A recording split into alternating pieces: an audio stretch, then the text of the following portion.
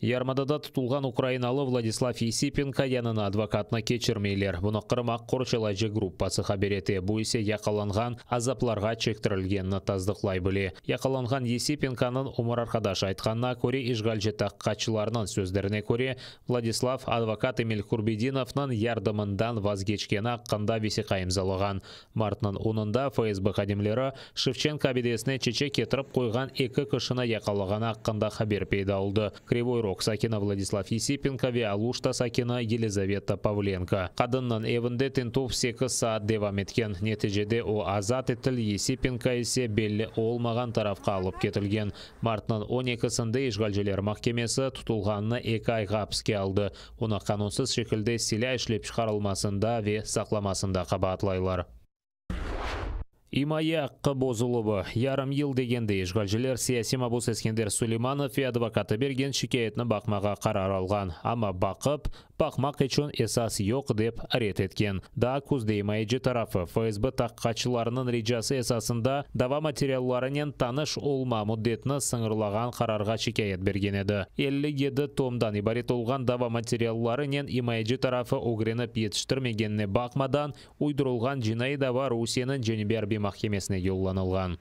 Вынесено решение о том, что нету оснований сегодня рассматривать уже эту апелляцию, потому что уголовное дело в отношении Сулейманова Ескендера Серверовича передано в Южный окружной военный суд для рассмотрения по существу. Таким образом, нас сегодня фактически лишили права на обжалование судебного решения. Это нарушает как нормы законодательства, которые действуют на территории Крыма сегодня, и также нормы международных законов.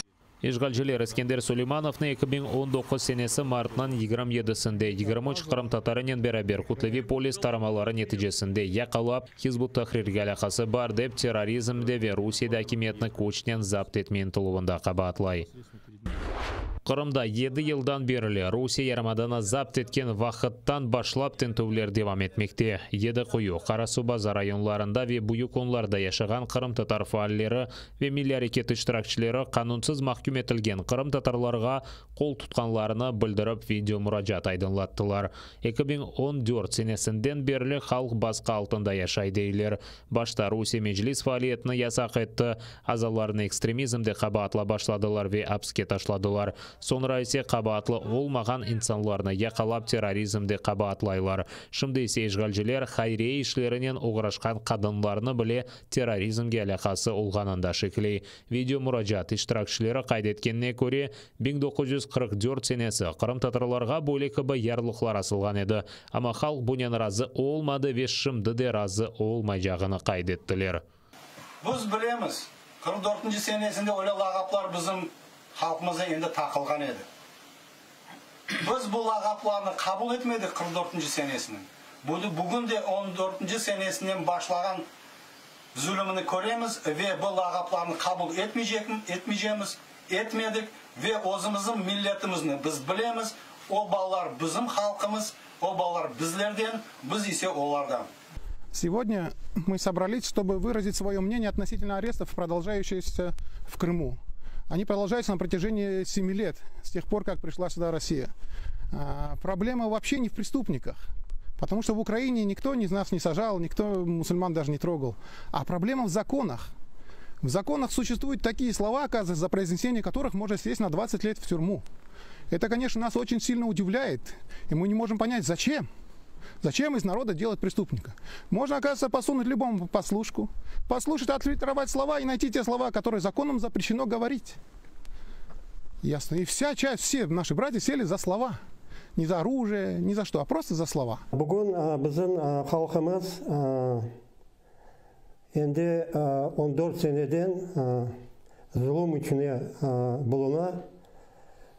Çünkü bu aydutlar buraya Kırım'a gelgen son Олар біріншіден башладылар біздің халқын зұлымлар ішіне тұтмаға.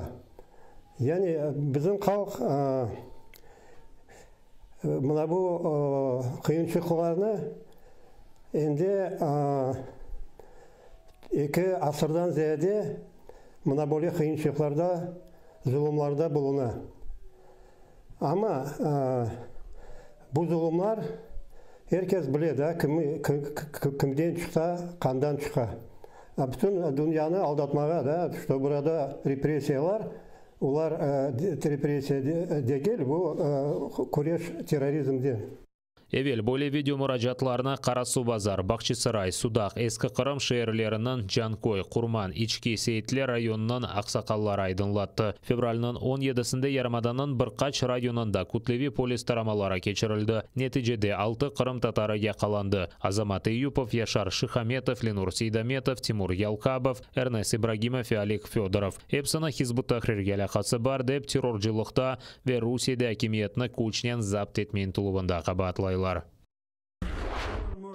Русия işgali altına uğramağanına kadar terrorizm hakkında içte bilmeydik. Bunu sabık siyasi mabus Nariman Mimedimинов Birleşken Milletlerinin Xavfsızlık Şurasının maxsus toplaşuunda aytты. O kaydetkenine göre işgalciler hiç bir esassız insanlarına tek dini bakışları ve milli kimligine göre yakalay. En çok baskıga Kırım Tatarlar uğratıla dep kaydetti Mimedimинов.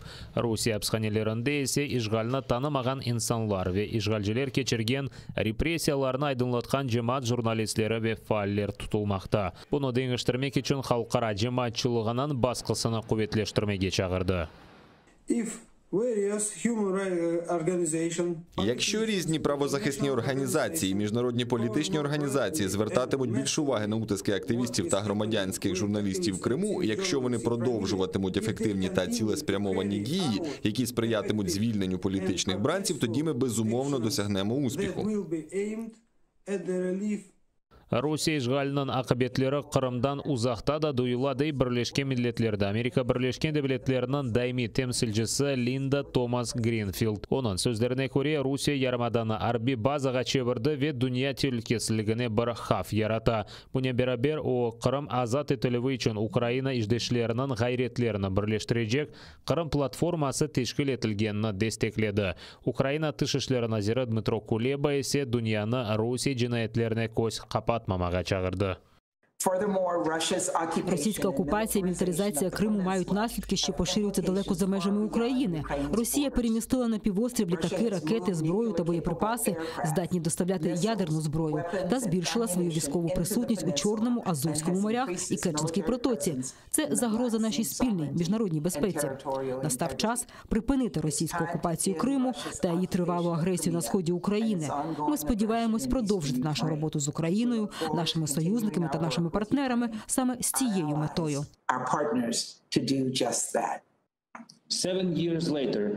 За 7 років російська військова присутність на півострові зросла більш ніж удвічі. Росія змінює демографічну структуру та порушує міжнародне гуманітарне право.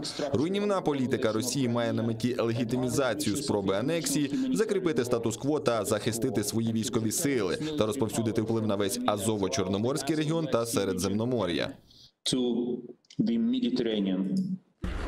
Kırım işgal etilgenine kuvandыlar, neticede öz başına iş açtılar. Yalta civarındaki Parkova kasabasında kvartira sahipleri olgan Rusiya vatandaşlarını satın algan kvartiralarını öz parasına yıkmağa mecbur ettiler. Böyle kararını Yalta'nın işgalciler mahkemesi çıkargan. 15 katlı mesken izinsiz kuruluş olarak tanıldı. Kvartira sahipleri ise Kırım'ın cenubi yalısındaki toprak Rusiya'daki diğer bay adamlarını meraklandırgandır dep düşüne. Bu yerde pahalı apartamentler kurulabilir. Deyler. Şimdi evni kommunikatsiyalardan keskenler. Evni yıkmak için belli olmagan şirket işçilerini ve texnikani getirgenler. Kvartira sahipleri ise tez mebel ve şahsi şeylerini alıp çıkmağa tırışa.